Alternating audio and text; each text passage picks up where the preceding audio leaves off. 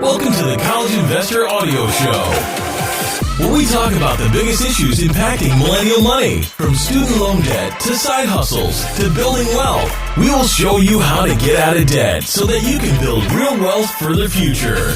Hello, welcome to the show today as we take a look at 3 ways to minimize your college debt.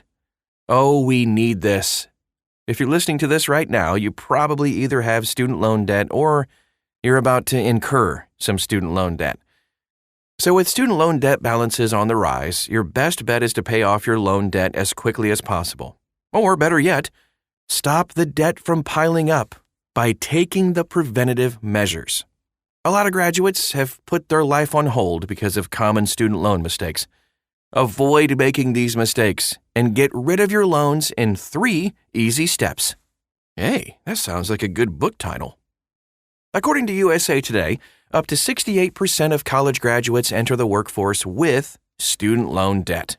The Institute for College Access and Success reported that students graduate with $18,000 to $37,000 in student loan debt in the last year. To minimize the impact, you can follow these 3 simple steps to avoid the unnecessary debt from accumulating. All right, step 1. Pick the right college and fast-track your graduation. This is most important, selecting the right school to go to. Find out how much tuition will cost and also estimate all the other costs like textbooks, materials, living expenses, and additional costs, miscellaneous if you will, if you are living on campus. Out of your top college choices, closely look at cost, lifestyle, and career opportunities. And then, weigh the pros and cons of each school before making your selection. If you're trying to narrow down your choices for which college to attend, look at your top choices and rank them by tuition. Also, just do some research to find out whether classes fill up quickly and what alternatives are available. The last thing you want to do is to prolong graduation and deal with half-full semesters because your required courses are just not available and there are no alternatives. Regardless of whether or not you got accepted into your dream college, you can also start out as a community college and then transfer to your dream college. A couple of years at a community college will help you get your grades up and also increase your chances of getting a good scholarship or grant to that dream school. And as a bonus, this option is going to save you 2 years of high-cost college tuition right there. Get those prereqs out of the way. If you're still not sure about whether you can realistically pay off your student loan upon graduation, a good rule of thumb is that the loan balance should not exceed your expected starting salary. The next step you can do is research scholarships, grants, and fill out your FAFSA. Before you get overwhelmed about the cost of tuition, research all of the grants and scholarships available from your top college choices. Find out how much you need with and without grants and scholarships. And then explore your options for financial aid. Before you turn to student loans, make sure you know all, underline the word all, circle it, highlight, of your options for grants and scholarships. Fill out your free application for federal student aid, FAFSA, and start looking for scholarships and grants right away. And then finally, figure out how much you would need to close the gap and whether having a job would have an impact. A job at the college coffee shop might save you a few $1,000s over the course of 4 years, but it could also adversely impact your grades, so you got to keep that in mind too. If you prefer not to work while in college, start planning your career so that you can have a cushy job that supports you once you graduate.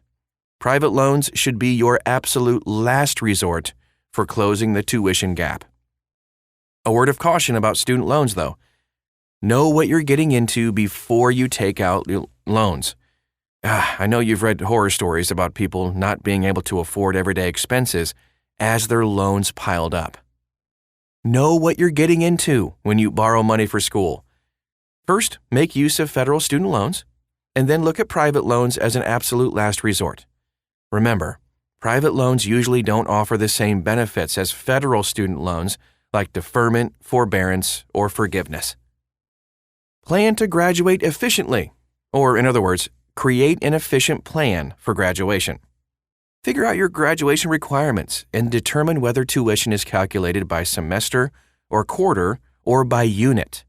If tuition is calculated by semester or quarter, you can graduate fast with the right planning and discipline. Take summer classes and transferable units at a local community college to cut back on costs and also make up for issues with course availability. So, for example, some colleges will permit students to take language classes that easily fill up at community colleges.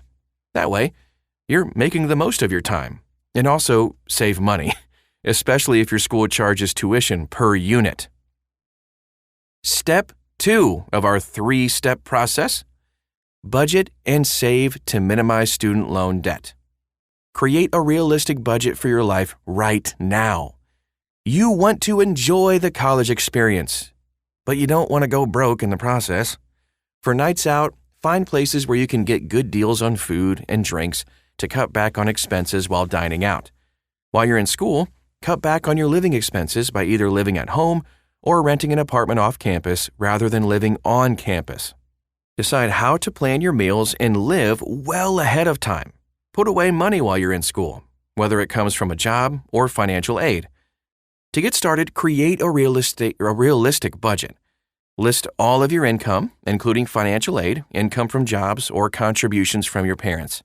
And then, list out your expenses, starting with necessities like tuition and fees, books, rent or room and board, groceries, utilities, personal items, transportation, and health insurance.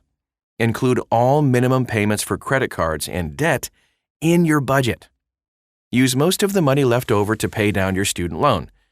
If you've got a negative number there, you're going to have to redo your budget so that your income covers everything. Your budget should plan for emergencies, car maintenance, if you have a car, and larger expenses such as a new laptop or a vacation. If you're already out of school, just figure out how much you need to pay off and then create a budget.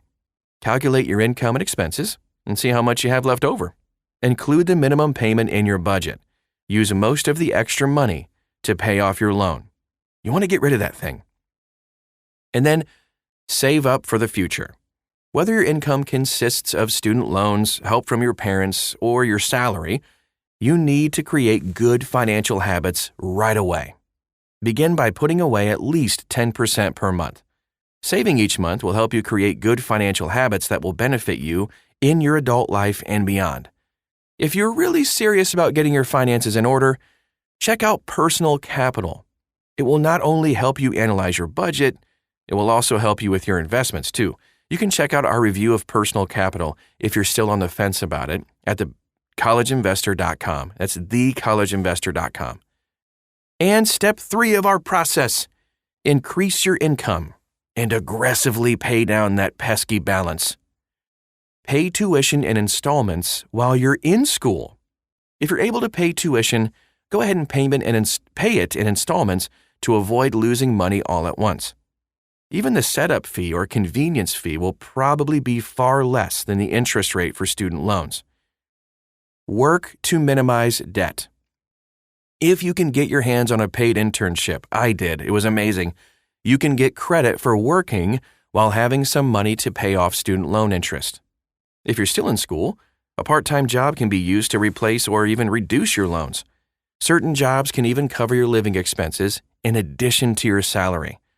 So, for example, a job as a resident assistant can help cover living costs like room and board.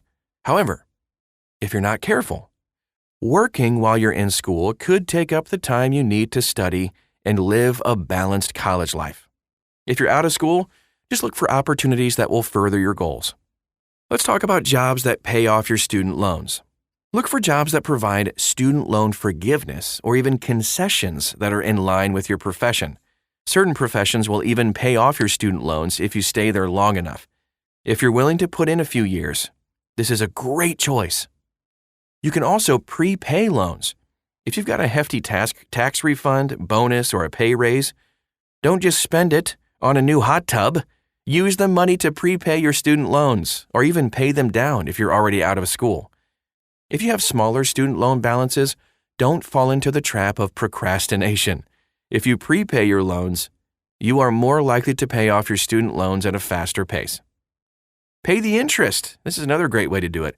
Although you don't have to pay student loan interest while you're in school, students with unsubsidized Stafford loans aren't required to pay loan interest while they're in school. There are potential savings if you do pay interest. If you don't pay down your student loans fast enough, you may have to consolidate your eligible student loans and make arrangements for the rest. Don't put yourself in that position. Start taking preventative measures right now. And to wrap things up for today, begin with the end in mind. Decide on a college, estimate the costs, and find a way to graduate as quickly as possible, especially if your school tuition is calculated by semester or quarter rather than per unit. Explore all of your options for grants and scholarships, and I mean all of them, and then find out how much you need to close the gap. Explore financial aid and calculate how much you can earn if you get a job. Weigh the pros and cons, and you will have a plan. Also, you can check out our free 5-day course to get out of debt and start living your life. You can find that and all of the resources at thecollegeinvestor.com. If you type in the words 3 ways to minimize college debt, you're going to find this article. Plus, you can find us all over social media too if you ever have any questions, concerns, or we just would love to get to know you better too. You can find us at The College Investor. Just search for us. Thanks so much for stopping by today, and we'll talk to you again real soon.